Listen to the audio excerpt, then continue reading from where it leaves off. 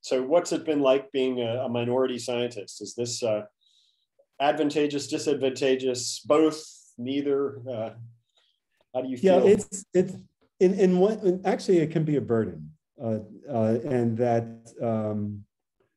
you know, so I grew up here in New York City in a sort of, I would say middle class in the African American world, but poor in the general world, right, or the general U.S. And I, you know, grew up aware. Like I remember when I was young, asked my mother, you know, why did they kill Martin Luther King, and she couldn't explain it to me that easily as a child. And the only way she can explain it to me was because of the color of his skin. And so I started looking at the color of my skin, thinking they're going to kill me one day, wow. Right? And that's how I grew up. And so,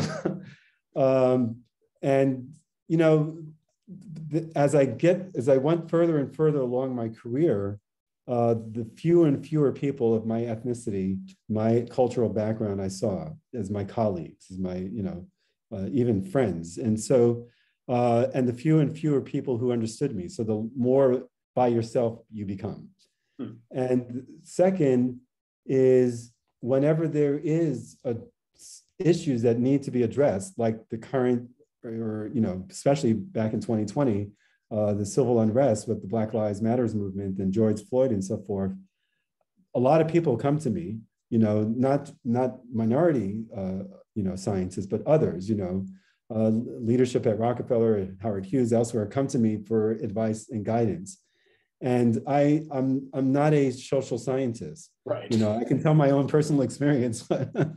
so I, and further, you know, even before that, whenever there are problems, sometimes they expect the people who are the victims of the discrimination to be the solution.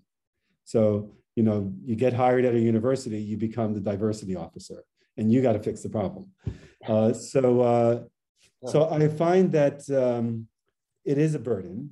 And I had to think I had two jobs. One job, like everybody else, is to be the best scientist I can be. And the other job is to fix society's racial disease.